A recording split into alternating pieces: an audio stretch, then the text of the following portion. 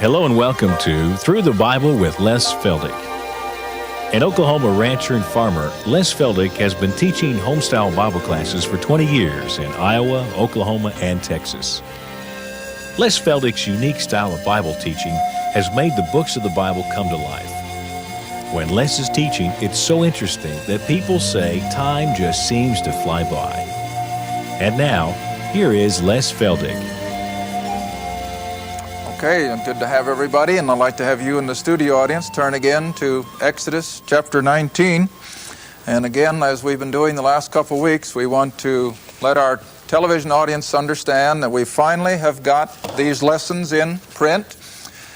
No thanks to myself, but a lady out in our Colorado audience offered to take it off the VCR, and through the work of a computer and a word processor, however they do it, she has put it into print, and then Nancy Carter here in Tulsa has gone to the printer and put it in booklet form, and we're able now to offer this to anyone that will write for them for a nominal charge of $2, which will just simply cover our mailing expense and printing. So write to us if you'd like to have a copy. Now this, I think, just shows the first 2 or 3 lessons, and we'll have others coming on as time goes by. Also, we like to let the viewing audience understand that our conference at Tahlequah a couple Saturdays ago is available on just a non-professional VCR tape. I want you to emphasize it. It's just someone used a camcorder. There's about 4 hours of teaching on here, isn't there, Hugh? 4 hours from Genesis through Revelation. A lot of folk enjoyed it. I enjoyed teaching it. So if you'd like a copy of that, they will gladly provide you with one for a $10 contribution to the ministry. And there again, as I've stressed so often, no one takes any money out of this ministry except the fellow who does our tax work. Everything else is done by volunteer. We keep a real tight budget. Okay, now if you'll turn with me then, I'm also supposed to let the viewing audience realize that our Oklahoma classes are on the blackboard. I'll try to stay out of the way once in a while. And if you're in any of those 4 areas, why, make contact with us, and we'd love to have you come into one of the classes. All right, now then, Exodus chapter 19. And now the 3rd month, the month of June. The children of Israel were gone forth out of the land of Egypt. The same day they came to the wilderness of Sinai. Now they're right down in the base of the old mountain itself, the mountain of God, for they were departed from Rephidim and were come to the desert and pitched in the wilderness, and there Israel camped before the mount. Now verse 3. As Israel is camped around the base of Mount Sinai, then Moses goes up into the mount unto God. And the Lord called unto him out of the mountain, saying, Thus shalt thou say to the house of Jacob, and thus shall you tell the children of Israel. Now verse 4. You have seen what I did to the Egyptians, drowning them, of course, in the Red Sea, and how I bare you on eagle's wings, and brought you unto myself. Now, it'll be a long time at the rate we've been going before we'll get to the book of Revelation. So I'm going to take the time here to jump all the way back to Revelation, because you have the same identical words used. And the reason I like to tie them together is because it's going to be a like circumstance for a group of Jews who at the last days or the last half of the tribulation period will be fleeing away from Jerusalem to a place that God will lead them out in the mountains. I think of Moab, might be the city of Petra, but at least it's going to be someplace out in the mountains southeast of Jerusalem. And we pick this up in Revelation chapter 12. Revelation chapter 12. And I'd like to have you look first at verse 6. Revelation 12, verse 6, where the woman, that is Israel, fled into the wilderness, where she has a place prepared of God, that they, the Godhead, should feed her there 1,260 days. That's 3.5 months. Now, who are these Jews that are going to be fleeing from Jerusalem? Now, keep your hand in Revelation. Come back with me again to Matthew 24. As I've said before, a lot of times I'll teach things that I didn't intend to teach, and I didn't intend to do this. I thought I was going to stay in Exodus in all 4 of these programs, but I always have to feel that the Spirit has a reason for doing some things, and this may be one of them. So if you'll come back with me to Matthew 24 and drop in at verse 15. Now, of course, the setting for Matthew 24 is Jesus alone with the 12, and they have asked him in the early verse of this chapter, what are the signs of thy coming? In other words, what can Israel look for at the appearance of her Messiah? So now Jesus continues on through the chapter, and at verse 15, himself speaking, he says, when you. Now, of course, he's talking to the 12, and so he goes beyond the 12, but still to the nation of Israel. This is no Gentile language in here whatsoever. So he says to the 12, when you therefore shall see the abomination of desolation spoken of by Daniel the prophet, stand in the holy place, whoso readeth, let him understand. Now, we're not going to take time to go back to Daniel, but you'll remember that Daniel says that in the middle of the week, in the middle of that 7 years, the Antichrist is going to move down into Jerusalem, and I think from probably Western Europe. He'll move into the temple in Jerusalem, and he will defile it, probably like Antiochus the Syrian did back in the Old Testament. He'll probably offer a hog on the altar there at the temple in Jerusalem, which we know will be rebuilt. And if you've been watching your news, you know that every Jew in the world is waiting for the temple to be rebuilt. So the temple will be back on the scene. The Antichrist will come in, and he's going to defile it. And according to Daniel, he's going to turn on the children of Israel, and he's going to bring in that awful, awful last 3.5 years then of the tribulation. Now then, verse 16, Jesus said, when you see that happen, when you see the Antichrist come in and defile the temple, then let them who be in Judea, and that of course is the area of Jerusalem, those who are in Judea flee into the mountains. Let him who is on the housetop not come down to take anything out. Now, I always like to break this down. I hope I can take time for that. Here you've got a various segmented society. You've got all kinds of groups of people that Jesus is referring to. Now, you go into the Middle East economy, and you'll find that most of the better homes have their patio not outside the back door, but where? On the housetop. And so here you've no doubt got people who are, I like to look at them as retired. They've got time to spend up on their housetop patio. And so to these people, Jesus said, let them not come down to take anything out of their house. In other words, you better be ready to go. Then verse 18, neither let him who is in the field. Now you've got another category of people, and these are the working class. These are the younger people, the ones that are doing it by the sweat of the brow. And they may be in production, in manufacturing, anything else in our day and time, but Jesus merely referred to them at that point as those who were workers in the field. So to those that are in the field, let him not return back, that is to his home, to even get his clothes. And in verse 19, we come into yet another segment of society, and we've got mothers. Verse 19, woe unto them that are with child, expectant mothers, and those that are nursing, mothers with little ones. And then verse 20, and he says, pray that your flight not be in the winter. In other words, when the weather can be adverse and miserable. And also pray that it won't be on the Sabbath day, because Israel is going back under the law. If they have the temple, they naturally will once again. Now it's interesting, if you read the accounts from the Jerusalem Post, there is a law before the Jerusalem Knesset, their parliament, has been now for several months, that will actually reestablish the Sabbath in every category of Israel. And of course there's a lot of controversy. The secular Jews want nothing of it, and of course the religious Jew, if I may call them that, they have almost mandated that they've got to go back and keep the Sabbath. So everything is getting set, even in the nation of Israel, where they will, before too long, have the temple, we think, and in temple worship they will institute the Sabbath day.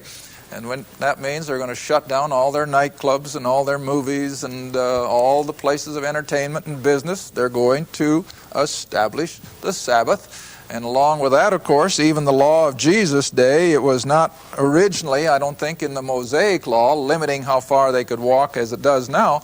But the present day Judaism, limits their distance they can walk on the Sabbath day to something like a mile or a mile and a half. But anyhow, this is what Jesus is making reference to. Since you're going to have to go many, many miles, you better pray that this event does not take place on a Sabbath day, because it's going to be just like leaving Israel the night of the Passover. Now, like I told you several weeks ago, there was something about that exodus out of Egypt that had to be miraculous. They walked, but on the other hand, God must have somehow or other miraculously moved them along to have been able to go all the way out of Goshen down to the Red Sea in such a very short period of time. And I think you're going to have the same thing take place again here in the midpoint of the tribulation, when these Jews in the area of Jerusalem are suddenly going to realize that the one that they thought they could trust, who had signed that treaty 3.5 years earlier, turns out to be their mortal enemy, and they see the things. There's also going to be a tremendous earthquake back in chapter 11 that same day. And so these Jews are going to congregate, and they're going to be making their flight out of Jerusalem. This, I call them a mixed remnant, an escaping remnant of men, older men, working-age men, young mothers, and what have you, a cross-section of society.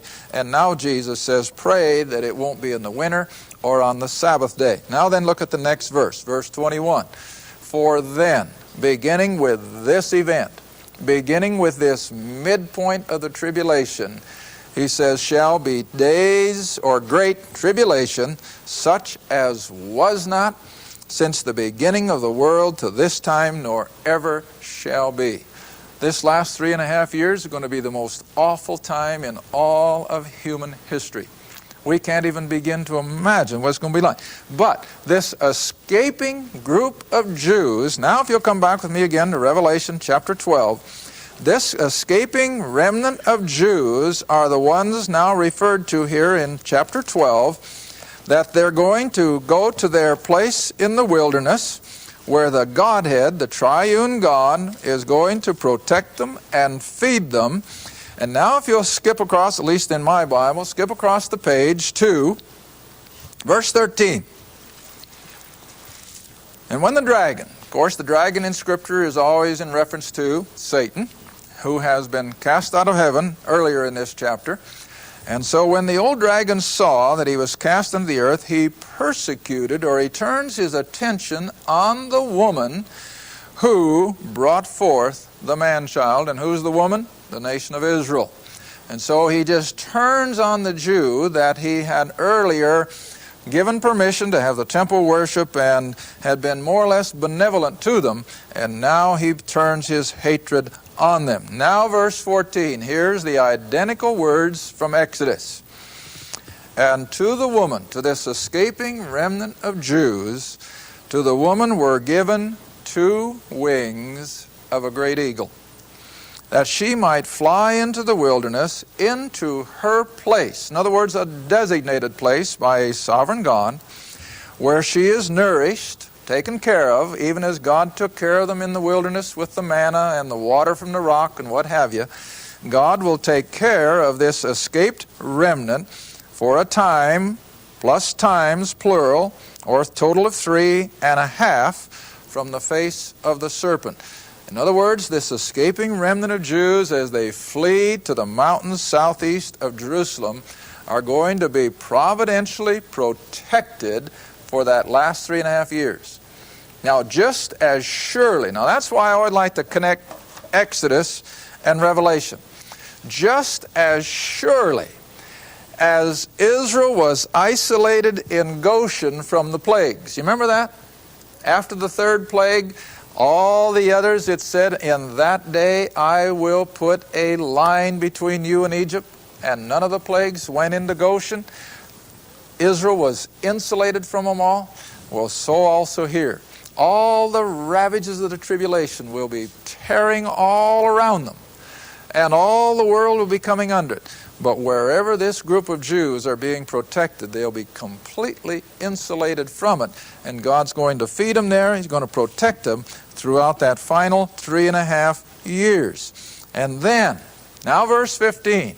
When the serpent, now you got to get all this together from Revelation. You want to remember that the midpoint of the tribulation, as I mentioned in that Tahlequah conference, so many things happen. In other words, the only way I can teach Revelation is to always delineate all the events at the beginning, and then all the events at the middle, and all the events at the end, and then you fill in the details. All right, now at the midpoint of the tribulation, the Antichrist comes from his headquarters, like I said, I think will be in Europe. He comes to Jerusalem, and at the same moment, Satan is cast out of heaven, and he indwells this man Antichrist. Now that has happened before, and the best example is Judas. When Satan entered in and literally took over the man Judas and used him, so also he will do with the Antichrist. He will indwell him, he will control him, and so now when Satan in the man Antichrist sees this escaping group of Jews, probably quite a few thousand of them, what does he do? Well, just like Pharaoh did, he sent an army after the escaping Jews from Egypt, didn't he? All right, now read on. I think this just gets so interesting if you'll always remember Exodus. These Jews are under a sovereign, mandated protection of God himself, and when the Antichrist or the serpent casts out of his mouth water as a flood after the woman or after these escaping Israelites, that he, the Antichrist, might cause her to be carried away or destroyed in this flood.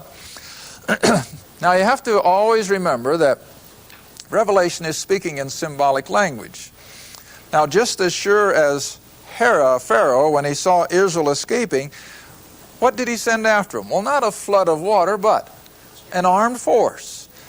And the Antichrist will do the same thing. As soon as he gets word, hey, there's multitudes of Jews escaping, he will send out after them an armed force, maybe a battalion or a regiment or something to just simply wipe them out.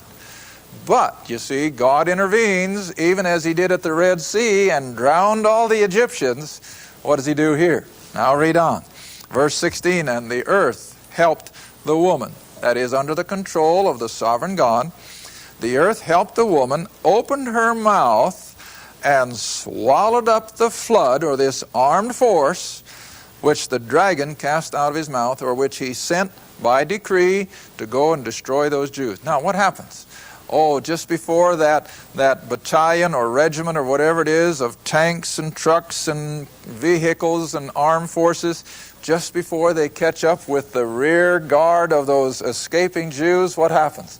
The earth opens up in a deep crevice and just literally swallows them up. Now we think, well, that's too hard to believe. Is it? That's no harder for God to do than to open the Red Sea and drown them. And so this is exactly what you're going to have, that as these Jews are escaping, and they're going to go out as if they've got wings like an eagle. But that's what God said happened in Egypt. You came unto me as if you had the wings of a great eagle. And I always like to ask the question, how did they leave Egypt? Well, they walked.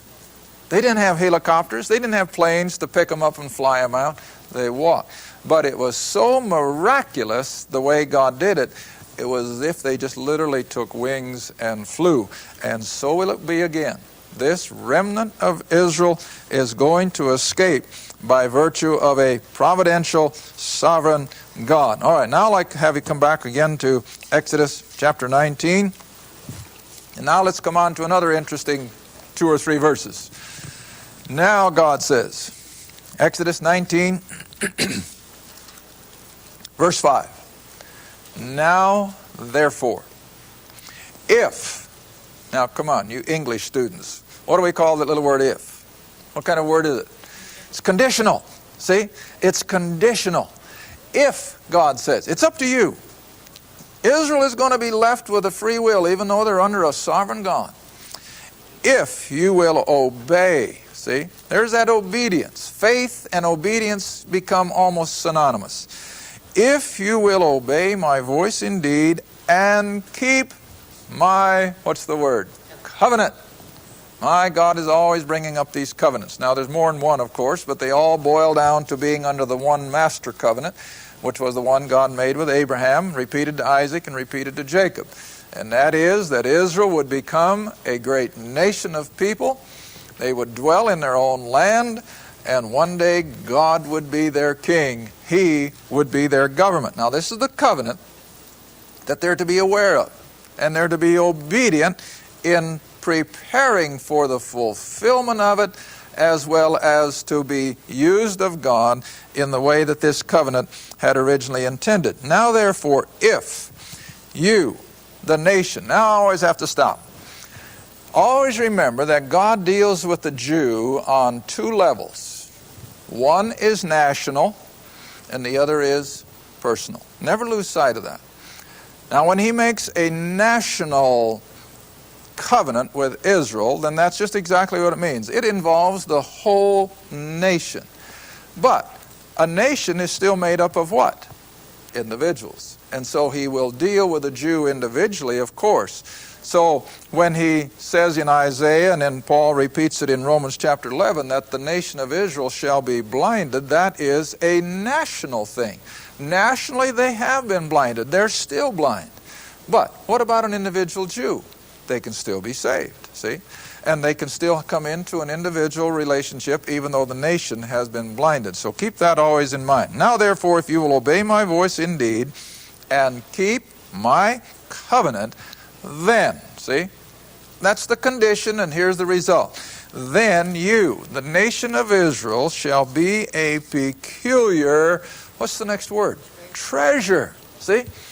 A peculiar treasure. Now if you go back into the root of that word peculiar, it boils down to not just an ordinary treasure, maybe not just a treasure of a few $1,000s or even a few million, but it is a treasure of intrinsic value. You can't put a value on it. It's beyond comprehension. That's what the nation of Israel is going to be in God's economy. And he says, you will be that above all people. Now, why can God designate one nation to be above all the rest? Because he's sovereign. He's sovereign. What does the rest of the verse say? Because all the earth is mine. I'm trying to think. There's a verse in Deuteronomy. I hope I can find it. Come back with me. And I'm thinking it's in 28. I hope I can find it. Deuteronomy, is it 28? No, it's going to go further than that. I want verse 8. Oh, I probably bit off more than I could chew that time. No, here it is.